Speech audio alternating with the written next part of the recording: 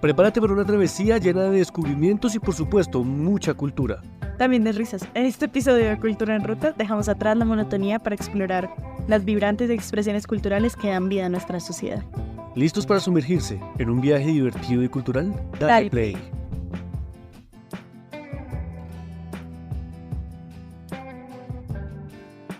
Me enorgullece en presentarles a uno de los artistas más interesantes, un artista joven, emergente, que nos ofrece bastantes cosas que se tienen que decir.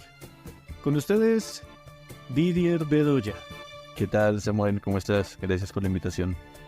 No, gracias a ti por copiar, por venir aquí a parchar conmigo un día como hoy. Ha llovido y de todo, ha pasado. Qué día tan loco. Ha sido un día re loco y las calles de esta ciudad cuando llueven son... ¿Cómo se dirá? Un desafío, si lo podemos decir así. Pero bueno, el día de hoy vinimos por algo bastante interesante. Didier es un artista que lleva mucho tiempo produciendo una serie de piezas que tienen que ver con el desplazamiento, con el no lugar, con el territorio, etcétera, etcétera. Entonces, más o menos muy por encima, descríbenos o cuéntanos un poco, acércanos de qué se trata un poco tu trabajo y empezamos entonces a hablar del proceso creativo y todas esas cosas que fueron conllevando a lo que tú haces, para que la gente más o menos se haga una idea a través del sonido de qué cosa es lo que nos pinta el artista, y así les den ganas de verlos con sus propios ojos. Bueno, Samuel, hay un inicio de todo que se da tan pronto inicio la universidad. Eso sucede en el 2017, segundo semestre, ingreso a la universidad y venía con una idea muy básica de lo que era el arte, y mucho más básica o sea, ni siquiera tenía una noción de lo que era el arte contemporáneo. Entonces empecé a explorar muchísimo, gracias también como a la guía de muchos maestros, de personas que influyeron mucho, o sea, no solamente en mi vida, sino también en el trabajo que he venido desarrollando. Y empecé a explorar sobre materiales, sobre diferentes temas, hasta que en algún momento con conversaciones con algún maestro que me guió muchísimo, que se llamaba José García, él me decía, oiga, pero yo escuchando su historia, pues veo que usted tiene ahí algo importante que contar, porque no continúa una investigación sobre eso y mira qué va saliendo, póngase a experimentar, a explorar. Y así fue. Entonces empecé a incluir este tema del contrabando y la migración en medio de las clases, en las clases de dibujo, en las clases teóricas, incluso en algunos ensayos de materias como de humanidades, historia, etc. De alguna manera, todas esas clases y esas materias fueron alimentando el proyecto, no solamente en lo técnico, sino también en la parte investigativa. Y fui teniendo también otras sugerencias en el camino. Hubo como otro momento importante en el que en alguna materia de dibujo algún profesor me dijo, bueno, si usted está queriendo tratar esos temas de contrabando y de migración, ¿por qué no habla a partir del mismo material? Entonces, en ese momento me presentó, tenía un poco de brea de petróleo, que es ese material viscoso que se usa también como pigmento para pintar. Ok, entonces llegamos a un punto aquí bastante interesante. Muchas veces los artistas cuentan cosas, ¿no? Muchas obras nos cuentan algo. El Guernica, por ejemplo, habla de Borman, de una ciudad llamada Guernica. Muchas veces pasa que la gente cree que uno tiene que decir algo demasiado trascendental. Y en realidad creo que aquí vemos un ejemplo bastante curioso del rol del artista. El artista no tiene la necesidad de contarnos algo demasiado profundo. Y aunque no sea como pretencioso contar algo demasiado profundo, muchas veces los artistas cuentan lo que les tocó vivir, lo que conocen, lo que tiene a la mano. Muchas veces comienza uno incluso con algo muy simple como hablar acerca del material. Entonces me parece curioso ver cómo poco a poco se va desarrollando eso. El tengo algo que decir. Creo que desde ahí se empezó a detonar la cosa, ¿no? Sí, justo de esa manera, como, bueno, hay una historia, hay un porqué, hay algo que le molesta a usted también, que tiene ahí dentro por comunicar, por contar.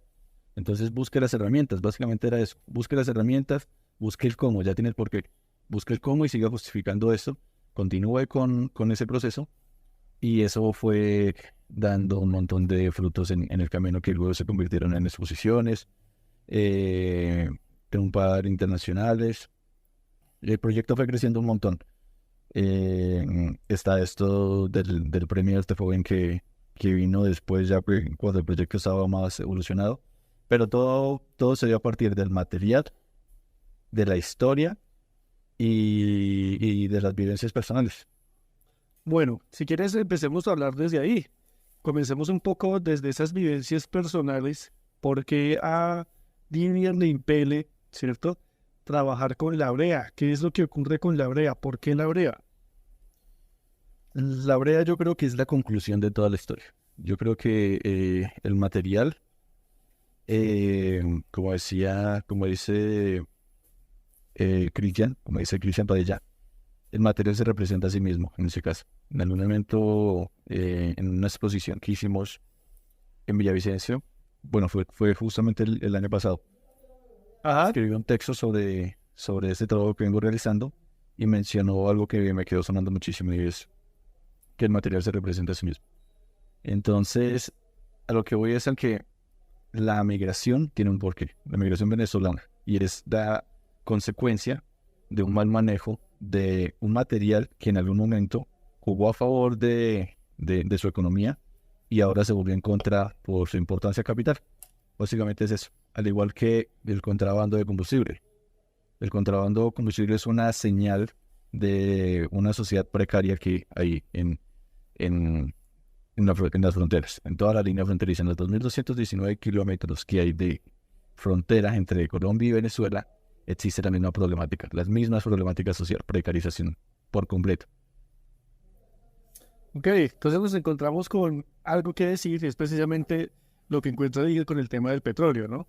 Como el petróleo, debido a, podemos decirlo de esta manera, es como hacer como lo que manda la parada en el mundo, Sí. ¿cierto? Sí, desde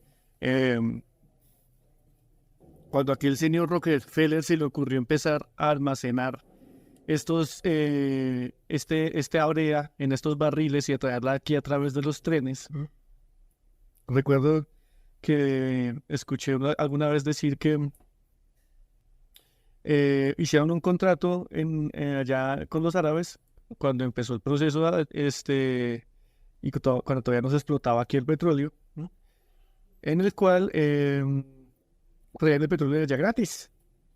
Por mucho tiempo el petróleo fue gratis, ¿sí? Y desde acá también, y desde Venezuela. Y desde Venezuela Al principio. empezó a ser gratis, ¿cierto? Y el poco precio del petróleo generó pues que todo el mundo, todo el planeta en sí, tuviese una industria y una fuente, y la fuente de energía del mundo en ese momento era el petróleo. ¿Mm? Pasa que con el tiempo fuimos necesitando más energía y claramente el petróleo pues no es que se esté acabando.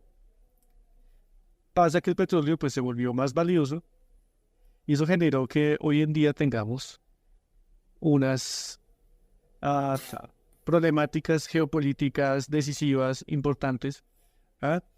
Y que es lo que encontramos aquí en Colombia, ¿no? Nosotros tenemos un modelo de derecha que muchas veces, creo que últimamente me pasa a mí a nivel personal, no sé si tú lo comparta. Me he dado cuenta que nosotros tratamos de imitar al americano, ¿no? Siempre. Como que uno trata de ser lo más gringo posible muchas veces, ¿no? Y tiene que ver precisamente con ese modelo capitalista que adoptamos precisamente, ¿no? No significa que esté en contra del capitalismo ni que yo sea comunista, no, sino precisamente hay una gran influencia que viene de allá. Y por el lado contrario, Venezuela se resiste a ciertas cosas. Se resiste, por ejemplo, al hecho de no poder industrializar su propio petróleo.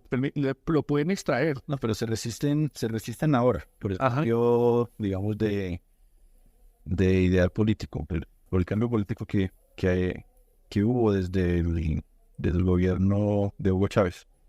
Pero la industria venezolana, por ejemplo, empezó exportando a Estados Unidos, a otros países de una manera, o sea, como era regalado el petróleo. Empezó con una empresa llamada La Petrolia en el estado Táchira, ahí frontera con Cúcuta, en una hacienda de un señor llamado Manuel Pulido.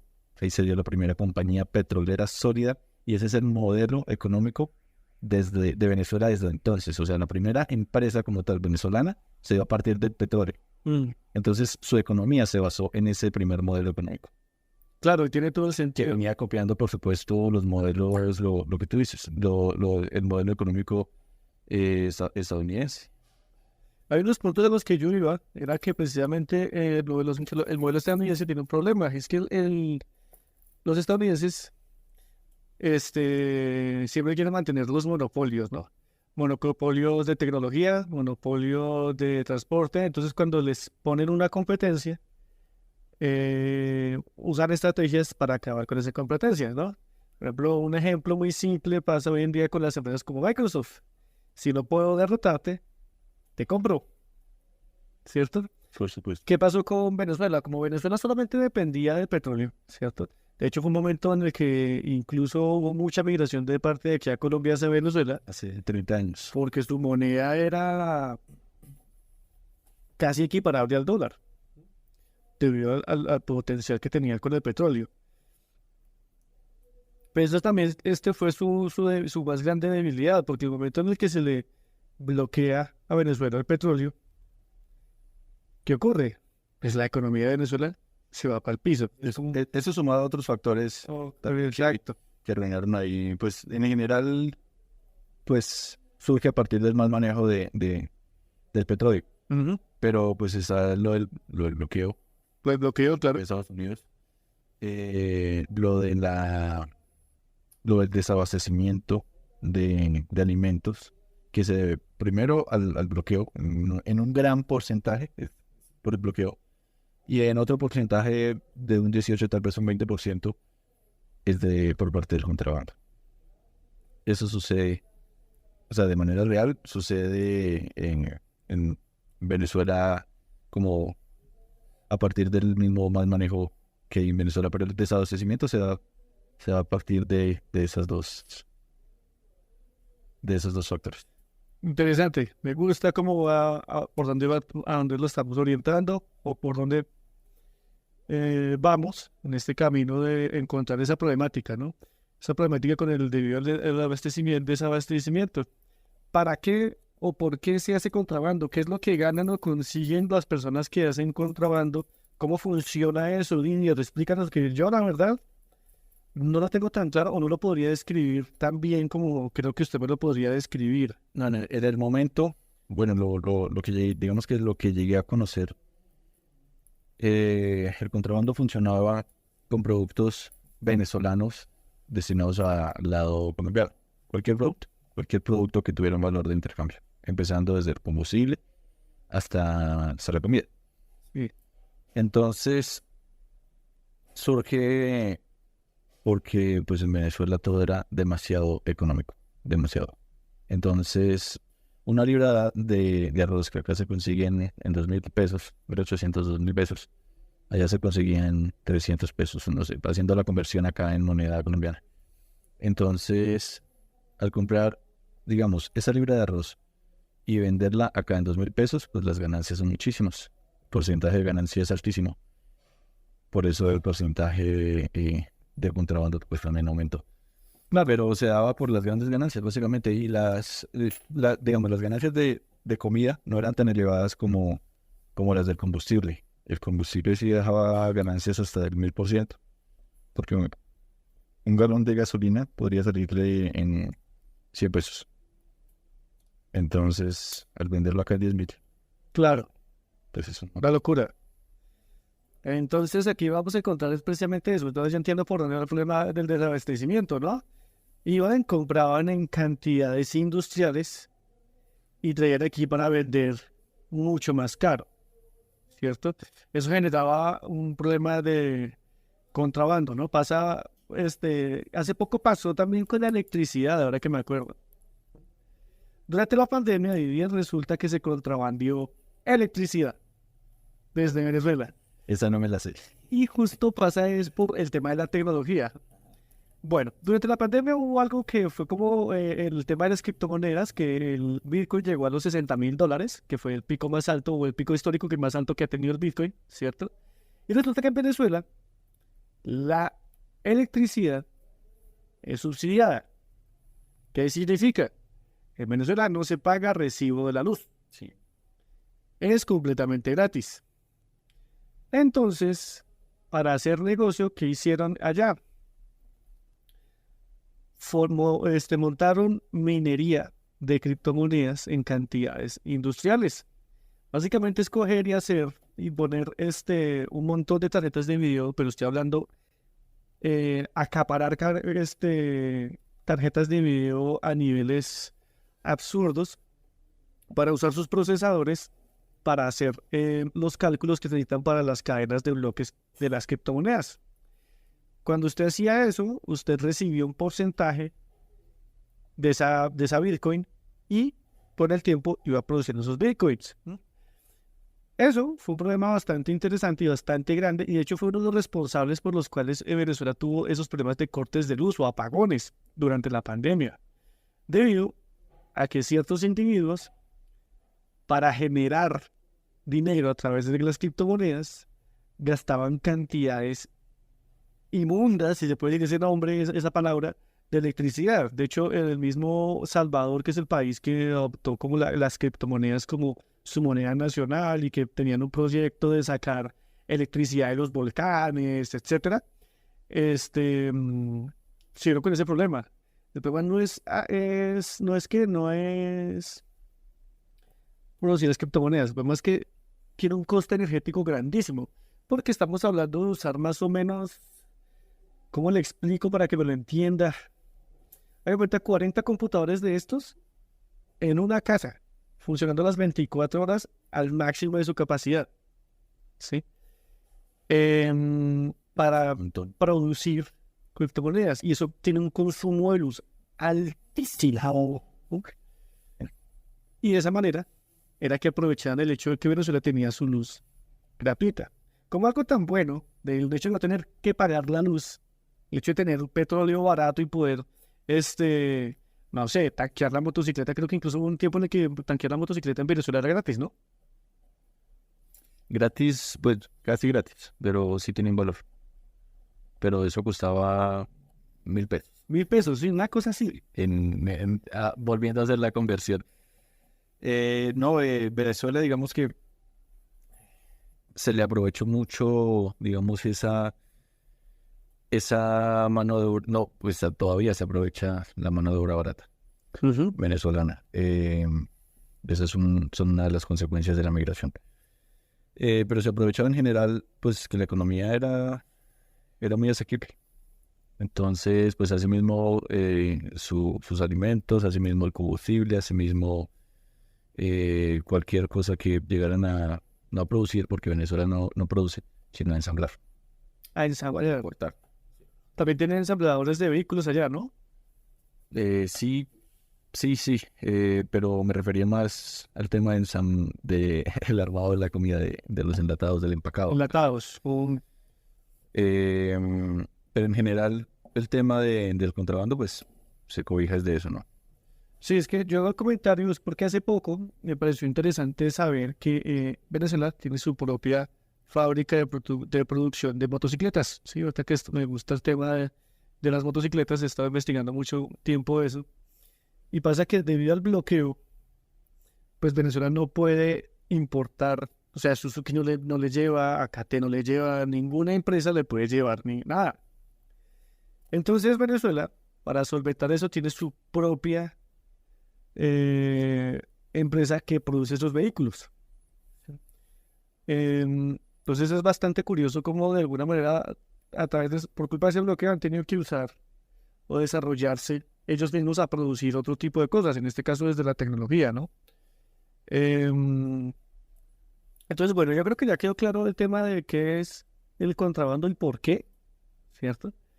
¿Por qué se viene dando esta problemática? Y es precisamente aprovechar, como le decimos aquí vulgarmente, aprovechar el bug, aprovechar que hay un vacío. En resumen, retomando lo de la primera empresa que traza el camino para la industria petrolera, empieza a darse ese avance, digamos, económico en Venezuela a partir de hace 100 años. Luego viene el boom petrolero, que se da a partir del descubrimiento de otros pozos petroleros, o menes, también conocido como menes, y de la explotación de los mismos, y entonces la economía empieza a mejorar. Paran su producción agrícola completamente, más o menos en los 50, paran su producción completamente, y empieza a llegar el extranjero, el migrante, a Venezuela, porque hace falta mano de obra para la producción de petróleo, para la extracción del petróleo y en general para la industria petrolera. Entonces, asimismo, llega mucho extranjero que monta mucho negocio en Venezuela y la economía empieza a mejorar, pero detienen su producción completamente. Entonces, desde ese entonces, Venezuela no produce. Ok. Esa fue una de las fallas, otra de las fallas, digamos, económicas en Venezuela, la falta de producción. Claro, es una economía que funciona como una mesa que tiene una sola pata. Algo así. El momento en el que la pata la bloquean o no la dejan, o le pegan a esa pata, la economía se cae. Tal cual. Bueno, entonces, ¿por qué Didier encuentra esto como pertinente para contarlo en su trabajo, ¿no? ¿Qué es lo que le ocurre a Didier en su vida? Sí, por ejemplo, a mí me gusta mucho comparar a los artistas porque algunos artistas cuentan cosas que les tocó vivir. Un ejemplo, Francisco de Goya pintó las guerras franco-prusianas, no porque le gustase la guerra, claramente no, sino porque fue lo que le tocó vivir, ¿sí? Pintó los aquelarres y todo eso porque le parecía interesante debido a que en su época él vivió la Inquisición española, que fue una de las inquisiciones más duras que tuvo que ver la humanidad. Y él por esa razón le interesaban las brujas. Entonces quiero que Didier nos cuente un poquito, si es tan amable, de por qué el interés con el contrabando, con el petróleo, qué fue lo que ocurrió con Didier en un momento de su vida mientras estaba estudiando artes, o antes, tal vez pudo haber sido de antes, que hizo que tomara la decisión de contar esa historia. Bueno, como decía hace un momento, hay un porqué, y es que nosotros llegamos como desplazados a Venezuela, producto de la violencia del país, de Colombia. Entonces llegamos allá huyendo de la violencia, con mi mamá, un par de hermanos, y ahí crecimos. Crecimos del lado venezolano, en la frontera, específicamente en Amazonas, Venezuela, en un pueblo llamado Puerto Ayacucho, capital del estado Amazonas, en Venezuela. Entonces, ahí crecí indocumentado siempre. Viví 11 años en ese pueblo y los 11 años la pasé indocumentado. Hay un montón de historias a partir de ese punto. Llegué a estar, incluso estuve un par de días haga de cuenta, acá una URI, detenido por indocumentado. O sea, ni siquiera me llevaron a un punto de control migratorio o algo por el estilo. No, allá ya digamos que la Guardia Venezolana abusa y hace lo que se le da la gana con los mismos venezolanos y más con el extranjero. Entonces, bueno, esa es otra historia ahí particular. Crecí en Venezuela, pero estudiaba del lado colombiano. Entonces, estudiaba en un pueblo llamado Casuarito Bichada, un pueblo muy rico en historia indígena que no ha sido tan explorada. Entonces, en ese pueblo terminé de estudiar mi escuela y estudié el colegio. Hice el colegio completo, o sea, terminé el bachiller ahí. Entonces, cruzaba todos los días el río para llegar a ese pueblo, porque pues lo que divide esa zona es el río Orinoco. Entonces, hacía el cruce todos los días, de ida y de venida, en ese río que es gigante, ahí al lado de unos raudales que se llaman los raudales de Atures.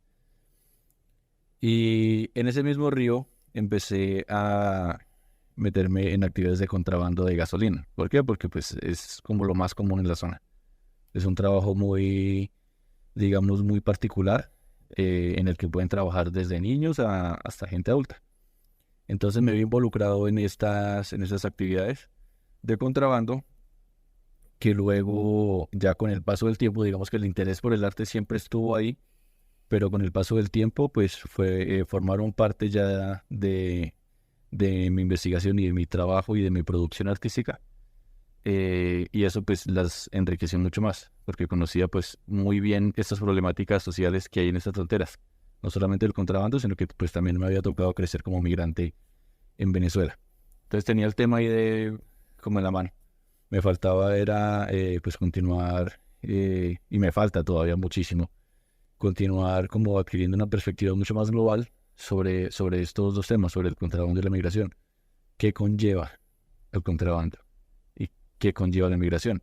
Entonces, como que en algún momento me estaba haciendo mucho esas preguntas, y a partir de eso fue que llegué al material, al petróleo. Todo se resume en el petróleo. Correcto, muy bien. Interesante como desde, de alguna manera, muchas veces los artistas cuentan lo que les tocó vivir, ¿no? Díaz le toca vivir una época bastante curiosa en el Amazonas, en el Bichá, y desde ahí tiene una perspectiva desde la experiencia, ¿no? Yo creo que muchas veces es eso que alguna vez de pronto este maestro que yo respeto bastante, Adrián, ¿m? En una ocasión me habló de eso, ¿no? La autoridad tiene que ver con el tema de la experiencia. Si yo, por ejemplo, te hablo a ti de algo que nunca has experimentado, pero yo sí lo he experimentado, pues obviamente va a tener mucha más autoridad para hablar del tema. ¿M? Em, y pues claramente yo nunca he estado en el Amazonas ni en el Bichada, no conozco esa zona. ¿M? A mí me tocó, digamos, ver el contrabando en otros lugares de donde yo me tocó mi infancia. ¿M? Me tocó verlo en la costa, en los puertos de las costas, en el mar. ¿M? Y era a través del licor, a través de otro tipo de mercancías. El azúcar también tenía que ver. El licor se contrabandeaba muchísimo Ujú. en ese entonces. Una época en la que también el azúcar era muy importante porque algo que me di cuenta y que fue un antes y después de mi investigación también estoy desarrollando, tiene que ver con el azúcar. Porque no sé si tú no te acuerdas de esta obra de Antonio Caro, la tradicional en la que coloca la tipografía de Coca-Cola. Colombia, Correcto. Colombia, Coca-Cola.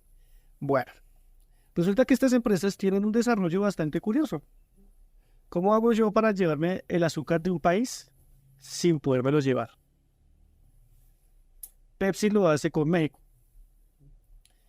Hay una ley en México que impide que una empresa americana se pueda llevar el azúcar desde México. Entonces, ¿qué hace Pepsi? Pepsi llega a México, construye una fábrica y allá compra 40.000 toneladas de azúcar, pero no la puede sacar de México. Entonces lo que hace es que monta una fábrica para producir un jarabe, el jarabe con el que hacen la bebida, y ese jarabe sí se lo pueden llevar a través del tren. ¿Ah? Entonces estamos hablando de otra manera de sacar un producto valioso a un precio mucho, mucho más barato. Porque claramente en Estados Unidos el azúcar ya no lo podía producir, salía muy cara porque tenía una competencia con la otra empresa hermana o la otra empresa competidora que era Coca-Cola, con Hershey, con Marsh y con los productores de cereales. Kellogg's cubría por completo de azúcar sus cereales. Coca-Cola, si Pepsi gastó 40.000 toneladas de azúcar, ¿cuántos gastaba Coca-Cola? 80.000. Correcto.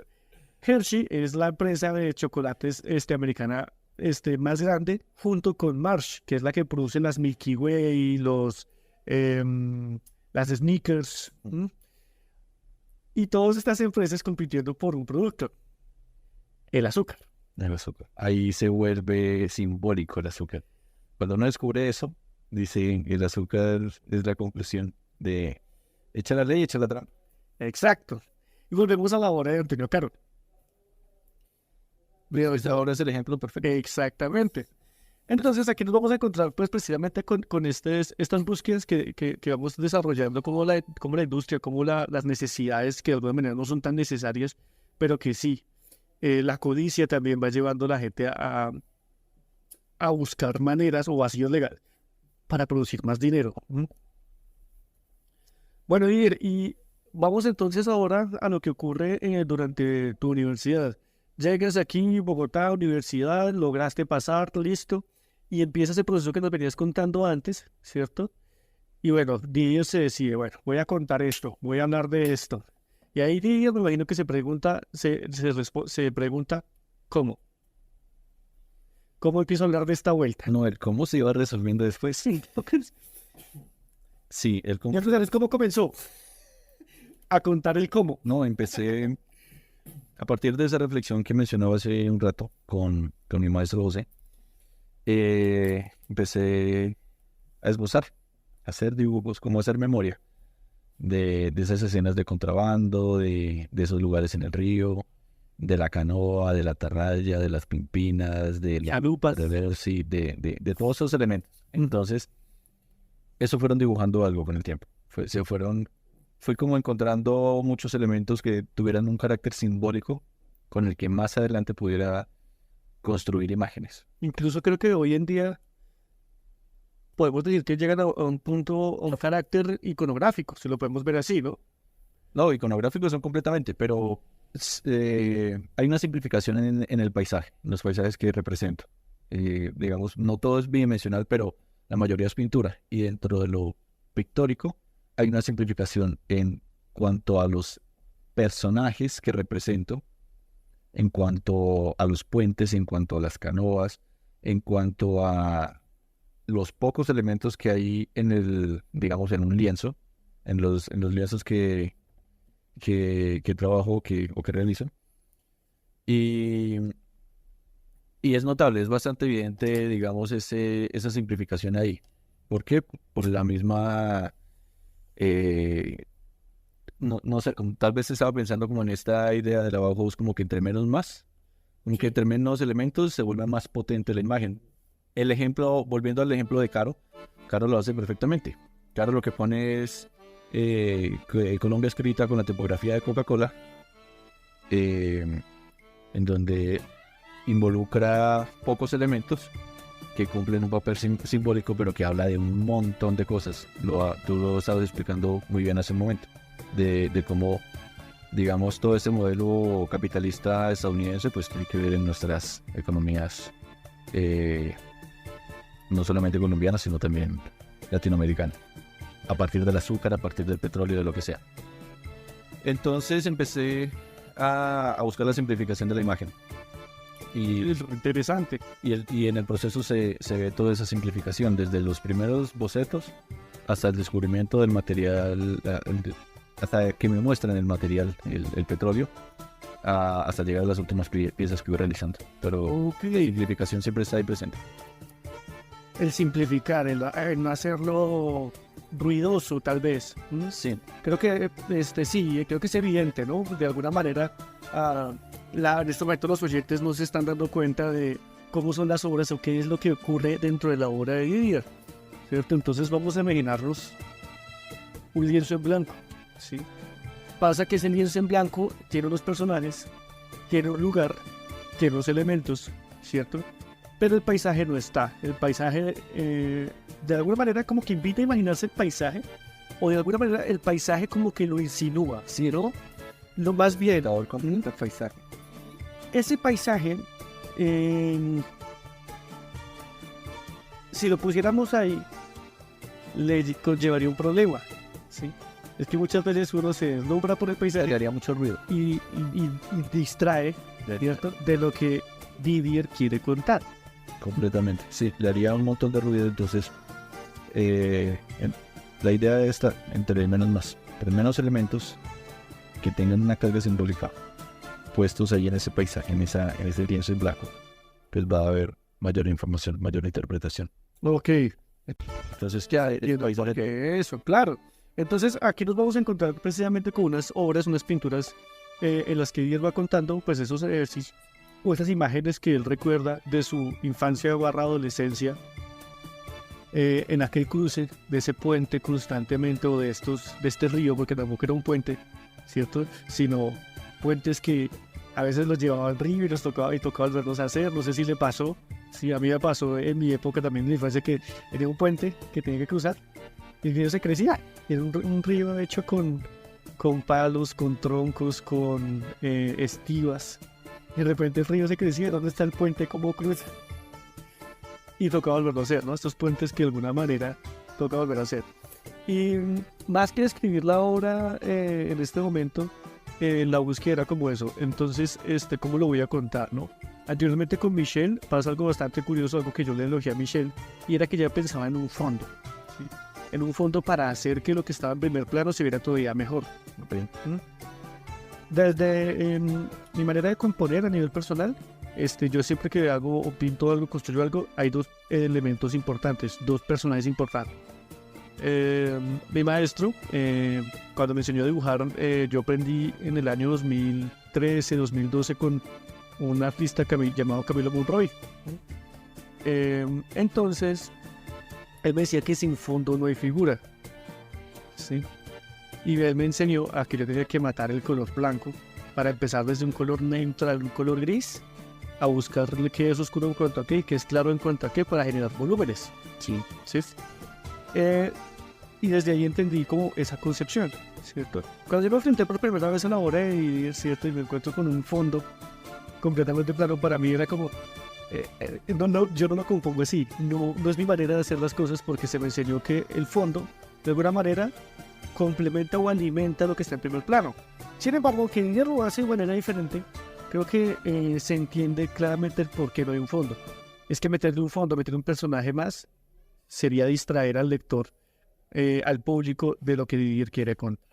Entonces, lo que podemos decir al principio de la obra de Didier es que en el fondo de la obra de Didier muchas veces no tiene demasiados elementos. Lo que importa es lo que está en primer plano. De alguna manera, Didier se olvida de hacer apología al paisaje, porque nos tiene que contar algo más allá de lo que está a lo lejos. Pero de alguna manera es un paisaje, porque hay un par de elementos ahí que lo conforman.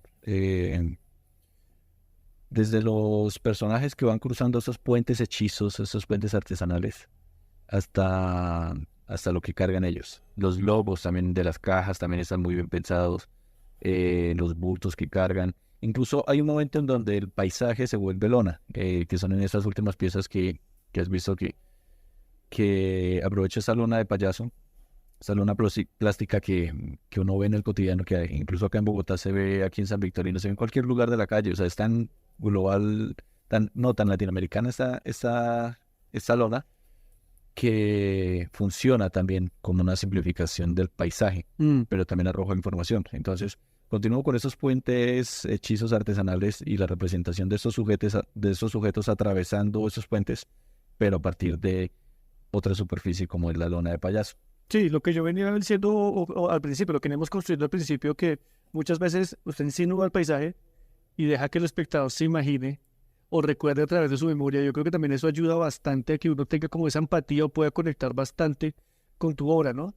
Porque a pesar de que uno no estuvo exactamente en el mismo lugar, seguramente en algún momento vio un paisaje similar, con personajes parecidos, con la lona de payaso y un puente muy parecido. De hecho, ese es el mismo ejercicio que yo estoy tratando de hacer desde mi propia experiencia, conectarme con la obra de Didier, ¿cierto?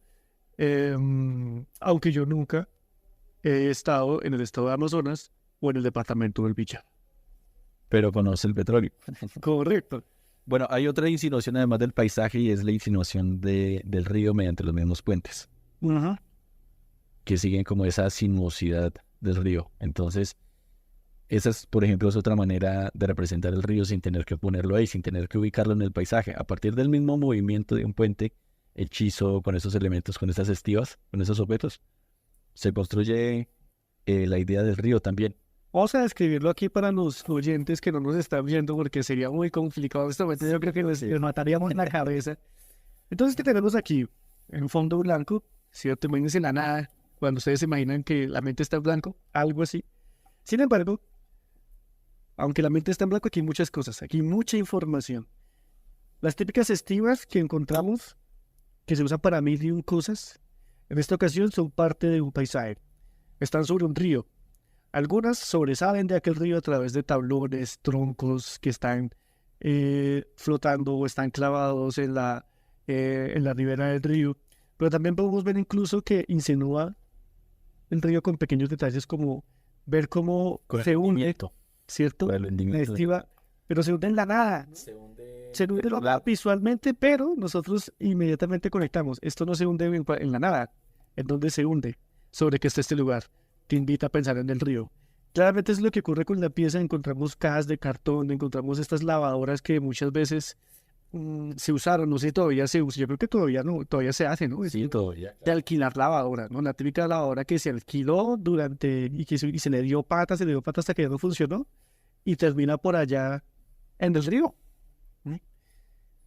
Y nos vamos encontrando pues precisamente con esta pieza que Didier me estaba enseñando y que es importante irla describiendo para ustedes para que no se vayan a perder porque si no, la idea es que la vayamos conociendo. De todas formas, pero de esta manera ahí pueden ir buscando estos puentes en internet. Ahí aparecen, buscan puentes, ponen Didier Bedoya y aparecen los puentes.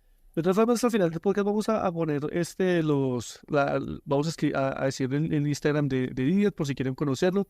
Vamos a colocar en la descripción también sus redes sociales. Sin embargo, hagámosle una vez para que la gente que nos está escuchando y quiera saber de qué se trata esta vuelta, lo pueda ir viendo mientras tanto. Didier, ¿por dónde podríamos ver estos? Además de simplemente por Google, ¿hay alguna red social, un portafolio, alguna cosa? Claro, la mayoría del trabajo que vengo realizando lo subo en Instagram. Ahí me encuentran como @bedoya.didier, Bedoya con B larga e Y. Y en Facebook me encuentran como Didier Bedoya. Ahí estoy subiendo frecuentemente como lo que estoy haciendo. Pueden dar una mirada hacia atrás de estos puentes que venimos mencionando y de otras piezas que forman parte de este proyecto. Y ahí pueden estar pues súper enterados, se pueden ir viendo como la descripción que estamos dando de estas piezas que tienen que ver con el petróleo. Listo. Una cosa importante, un detalle que no se me puede escapar, es que en un momento dicen los logos están muy bien pensados. Cuando dice eso, está pensando o me está contando de una estrategia que usted escogió seguir. ¿Qué logos? ¿Por qué los logos? ¿Qué tienen que ver los logos? ¿Por qué están bien pensados? ¿Qué es lo que quiere? ¿Qué es lo que ocurre? ¿Por qué esos logos no están ahí azarosamente? Sí. No, hay una justificación de los logos. Generalmente los logos puestos ahí son logos de marcas que pues han tenido que salir de Venezuela también. Logos como, digamos, Mavesa, que forma parte de estas empresas que estaban a la cabeza de la economía venezolana y que les tocó o recortar, digamos, el personal de sus trabajadores o disminuir su producción o simplemente entregar sus empresas y rendirse ante la expropiación de un gobierno que no quería y no permitía ni la inversión privada, pero pues tampoco se preocupaba por la producción para el sustento de sus habitantes. Entonces, estos logos pues hacen como alusión a esto y a digamos, a otras problemáticas más que forman parte del fracaso de estas economías. Por ahí me hiciste pensar justamente en eso, ¿no? Como que de alguna manera ver ese logo saliendo también en la caja cuando está siendo transportada por alguien que va caminando, por un caminante. Me hace pensar también en otras migraciones del pasado, ¿no? Por ejemplo, en Uruguay le pasó algo bastante curioso durante las dictaduras Y es que en el aeropuerto de Uruguay, no me acuerdo ahorita cómo se llama el aeropuerto de Uruguay, Ujú. pusieron un letrero. El último en salir que apague la luz. Esta frase está en uno de los videos anteriores que hiciste hace, ¿qué? ¿Un año? ¿Llevan esos videos? Sí. Es un poco más de un año. Sí. Tremendos. Esa frase, no sé, me ha tenido reflexionando mucho sobre estos temas migratorios también. Hay otro punto, digamos, que he querido resaltar de estas mezclas migratorias y de estas mezclas culturales que suceden a partir de la migración, y son las mezclas que suceden en las ciudades y en los pueblos. Ujú. Por ejemplo, el simple ejemplo de las mezclas gastronómicas. Por ahí no la cosa, sí, me parece interesante. Eso me parece importantísimo de resaltar. Lo vemos en la calle, desde las arepas venezolanas, que es como lo más sobresaliente, lo que más resalta en la gastronomía venezolana, creo que son las arepas. Ajá. Eso ya lo vemos acá. Y ya vemos también a colombianos tratando de repetir o replicar esas mismas arepas para su economía, para mejorar su economía. También pasa algo curioso, y es que Ya muchas queda. veces como que los ingredientes no son los mismos que encuentras en Venezuela. supuesto Entonces que no. como que también pasa que la gastronomía tiene que adaptarse, ¿no? A lo que encuentra uno acá. Hay una mutación. Sí, una mutación ahí de gastronómica, creo que Sí. creo que sería un buen término, mutación gastronómica, a partir de la misma migración. Ujú. Y pues sucedió también en sentido contrario hace 30 años cuando los colombianos éramos los que íbamos a migrar a Venezuela. A Venezuela, tal cual. Volviendo al tema de Uruguay. En Uruguay resulta que era un país que tenía 6 millones de habitantes, ¿sí? Eso ya fue hace mucho, ¿sí? Y en Uruguay emigraron 3 millones de habitantes hacia la Argentina, ¿sí? Que a un país se le vayan la mitad de sus habitantes es una migración grandísima, es gigantesco. Por esa razón es que los uruguayos, al ver que el país se estaba volviendo un país fantasma, ¿qué pasaría con Venezuela si todos los venezolanos salen de Venezuela? Pues no habría una nación. No, pero es que no hay nación. Exacto, se acaba la nación, se volvió una nación fantasma. Ahorita, ¿qué hay? ¿Qué podemos decir? Lo que quedó allá son, hablando de mutaciones, también han sucedido mutaciones dentro de la misma economía venezolana. Esas mutaciones tienen que ver, empezando por la moneda. Ahora es el dólar. Ahora es el dólar ya. No está oficializado, pero allá casi nadie maneja bolívar eso. Hace unos meses fui y me encontré con la escena de que estaba entrando a una casa en particular. Y una de las personas que vivía en esa casa, del lado venezolano, estaba barriendo bolívares. O sea, como basura, como no se usa. O sea, es que no representa, es demasiado billete. Me refiero a cantidad de papel para digamos, para el intercambio de un objeto, de un alimento. O sea, es demasiado, es que no tiene un valor que justifique su uso. Claro, sí. Básicamente es eso. De hecho, vale más el papel que el mismo billete. Creería que vale más el papel que el mismo billete. Entonces, pues han sucedido esta y otras mutaciones más. Y otra de las mutaciones, o más bien, creo que la palabra mutación le queda corta, y es que allá se ve mucho del rebusque de la trampa y del robo. Entonces, pues su sociedad se reduce a esto, se reduce a ese tipo de acciones, Claro. a la trampa, a la sobrevivencia y como se pueda, sin importar el De medio. hecho, eso es porque, por ejemplo, llegó muy bien ayer la criptomoneda, porque muchas de las criptomonedas tenían que ver o muchos criptos tienen que ver con cosas ilegales, ¿no? Bitcoin nació con la necesidad o con una respuesta a poder comerciar de manera ilegal bienes y servicios, ¿sí? De hecho, había una especie de, ¿cómo decirlo hoy en día? Mercado Libre, que en vez de recibir dinero normal, recibía Bitcoin. Pero Mercado Libre, que había en esa deep web, era una web que era compra y venta de estupefacientes, hongos, de peyote, güey. y en Venezuela se encuentra mucho eso, ¿sí? Incluso me parece bastante curioso que hasta los niños han ido desarrollando como esas cosas en videojuegos. Me ha pasado que jugando videojuegos que en una ocasión me encontré un día que yo estaba en el servidor jugando y de repente no habían recursos, cero recursos. Y resulta que me puse a investigar por qué en los servidores no habían recursos. Ya que en el servidor se podía minar recursos virtuales. Y resulta que esos recursos se empezaron a vender por dinero real. ¿Sí? Entonces empezaron a crear granjas de niños jugando en el computador, pero no estaba jugando, pues, no es divertido minando recursos para que al otro lado del mundo, desde China, les compraran esos recursos por dólares. Okay. Y cómo eso termina volviéndose como parte de una industria. ¿Sí? Mano de obra barata otra vez. Sí. Nos estamos desviando un poco de lo que íbamos. Yo creo que entonces, ya con lo que encontramos acá, con toda esta búsqueda que el líder fue desarrollando, llegamos a ese plato fuerte que viene siendo su proyecto de grado. Volviendo con el tema de Didier en este momento, ¿qué está haciendo? ¿Qué está produciendo? Ya nos contaste un poco de las piezas que has ido desarrollando en los últimos años. ¿Qué está haciendo Didier ahorita?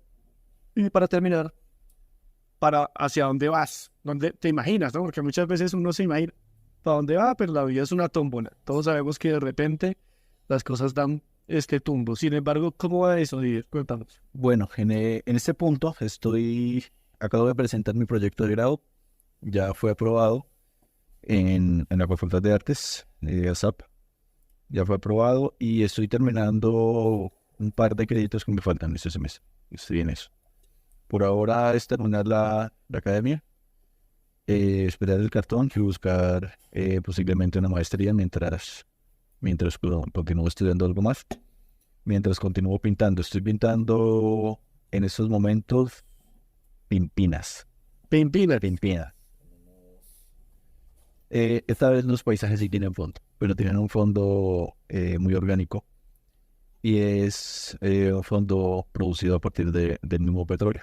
Continúo con el mismo material y estoy participando he participado este año en un par de salones. Estuve recientemente en la Universidad del Tolima también. Estuve en Honda, también en el Tolima, en un salón que se llama el Salón de Internacional de Arte del Agua. Ahorita estoy preparando exposición con un evento llamado la Bienal de Engativá, que es otro de los proyectos que están como surgiendo, digamos, de manera regional a los alrededores de Bogotá y que están funcionando bien. Ya hay un par como de versiones que han hecho y bueno, estoy participando con ellos ahorita. Además de eso estoy preparando, la exposición con ellos es Bogotá, Villa de Leyva y Guadalajara, entonces tengo que mandar obra para afuera, pero creo que voy a mandar un par de ya sea de esos puentes o de esas pimpinas. ¿Qué más estoy haciendo en el momento? No, preparando un par de exposiciones más por ahí que están por salir para fin de año, entre noviembre y diciembre más o menos. Y nada, esperando terminar la universidad a ver si me queda tiempo para producir más, para seguir pues investigando, porque pues continúo con ese proceso, pero no queda el tiempo suficiente. Entonces, sí, estoy como esperando concluir esa etapa y empezar a buscar proyectos a nivel internacional. Esa sería como la idea, buscar una maestría afuera, tal vez Europa, no sé. Me toca revisar las opciones y ver pues qué se puede acoplar más con el proyecto que he venido realizando. Oh, interesante, chévere. O sea, una maestría que tenga que ver justamente con lo que tú, pues, con tu enfoque, por supuesto. No tiene que ser precisamente una maestría en artes, podría ser una maestría en otro. Lo ideal sería que fuera en artes. En artes. Sí, pero sí, hay que revisar las opciones.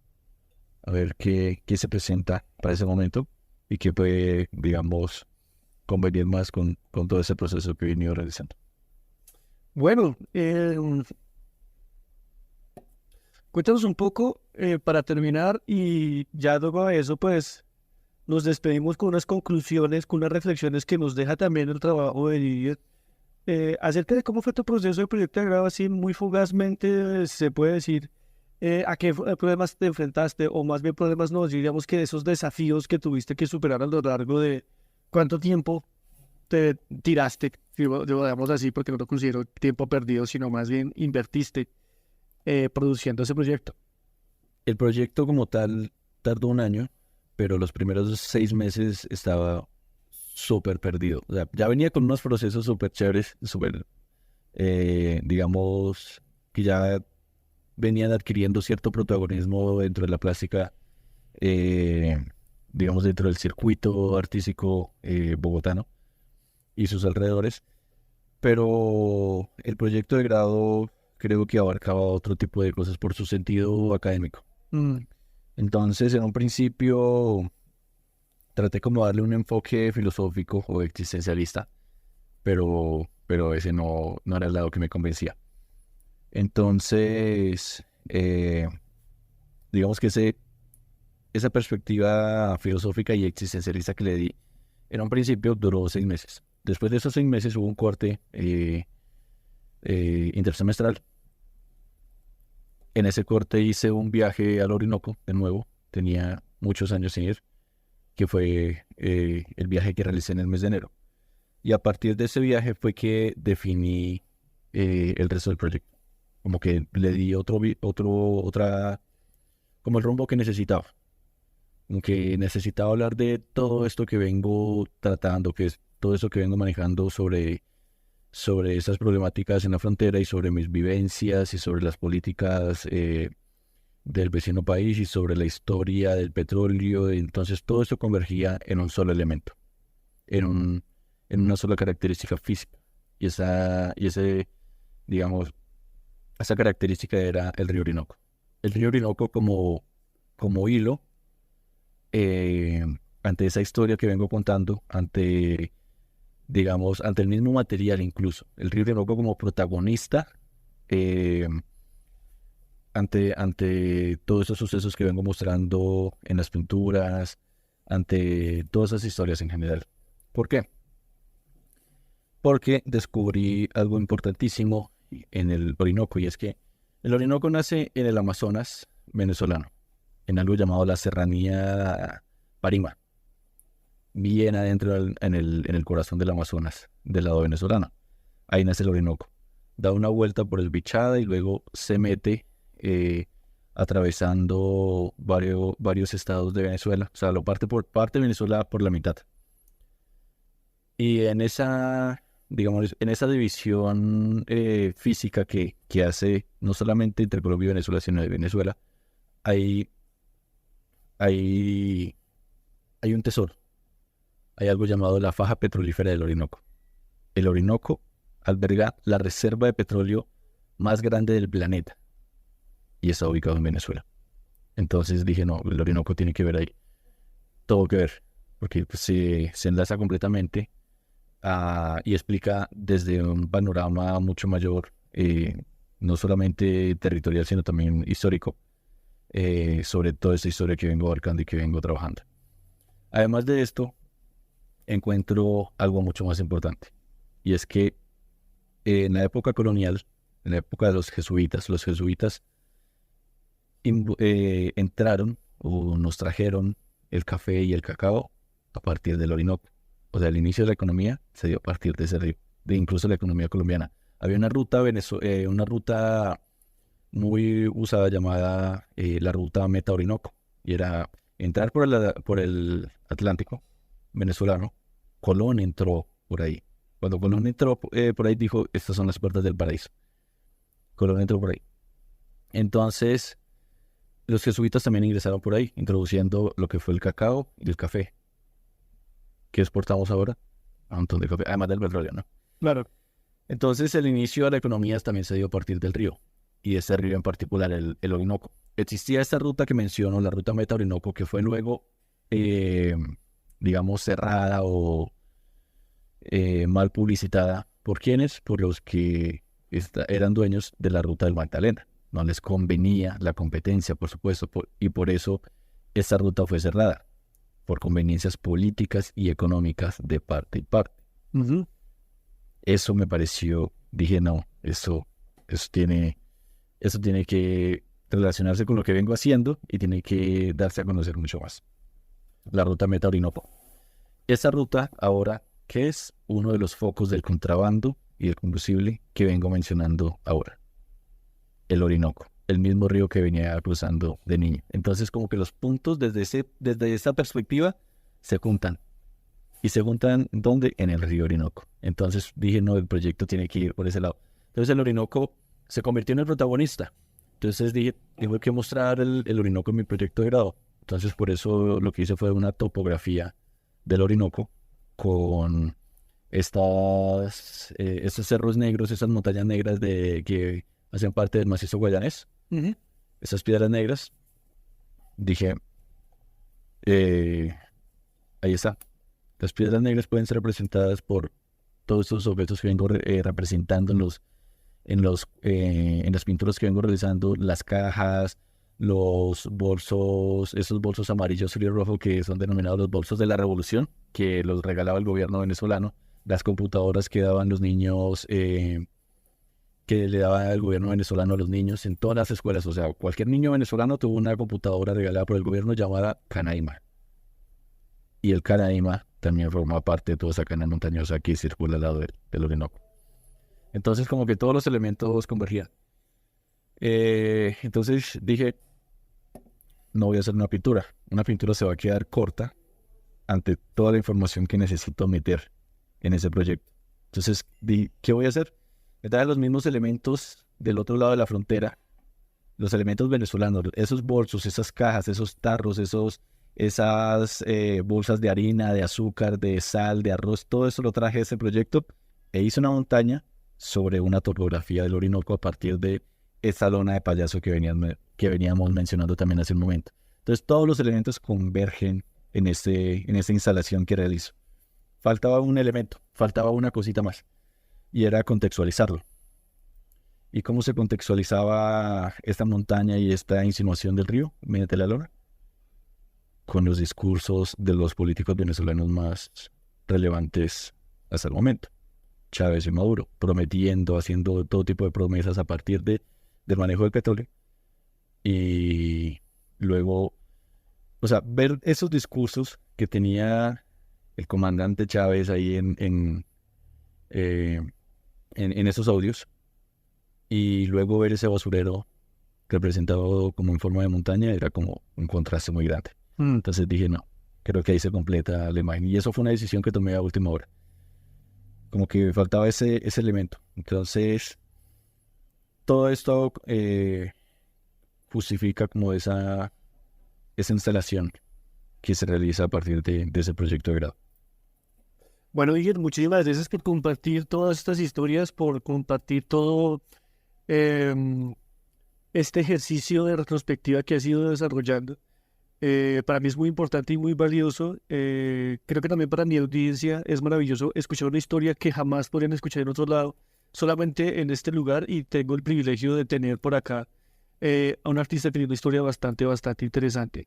Unas reflexiones que también va construyendo a partir de, yo diría que mientras me estabas contando, me imaginé el río Orinoco como una espina de pescado, ¿no?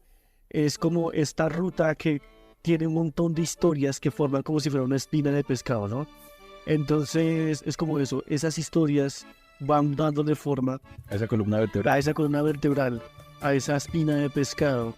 Y como este ejercicio no es simplemente como decir lo que tengo que decir, nace de ahí, eso es lo que lo detona. Desde ahí fue donde Iger saltó aquel trampolín de investigación, se sumergió en la experiencia, incluso tuvo que volver a su tierra para volver listo para enfrentar el proyecto de grado.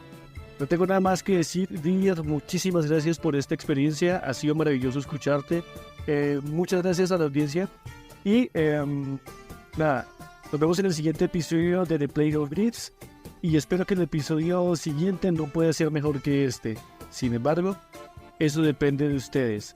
Antes de despedirme, quisiera repetir las redes sociales de Iger para que puedan conocer su trabajo y si en alguna ocasión tienen la oportunidad de ir a visitar alguna de sus exposiciones, los invito, la verdad son unas piezas interesantísimas que producen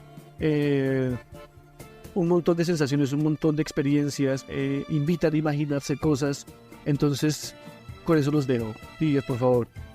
Bueno, me parece súper interesante el ejercicio narrativo que se está realizando por este proyecto que vienes ejecutando, porque yo busco hacer esa narración desde la pintura generalmente, desde la instalación, desde el objeto, pero pues el ejercicio del habla y del escucha es importante también, porque genera otras escenas, otros imaginarios. Estoy emocionadísimo y contento de haber estado en este programa, y muchísimas gracias por la invitación, Samu. Ahí estamos a la orden para seguramente para otras charlas, y nada, muchísimas gracias. Ahí nos vemos y gracias a todos por escuchar. En Instagram me encuentran como @bedoya.didier y en Facebook como Didier Bedoya. Bedoya con B larga y Y. Y nada, nuevamente muchísimas gracias por escuchar. Nos vemos a la próxima. Muchas gracias, hermano.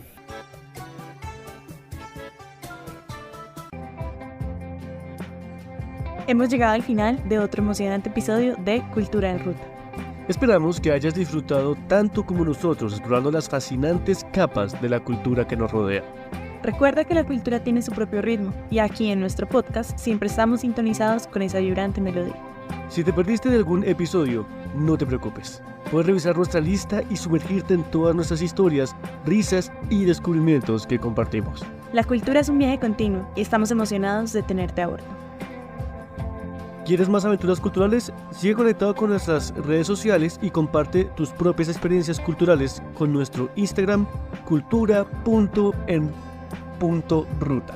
Hasta la próxima. Exploradores culturales.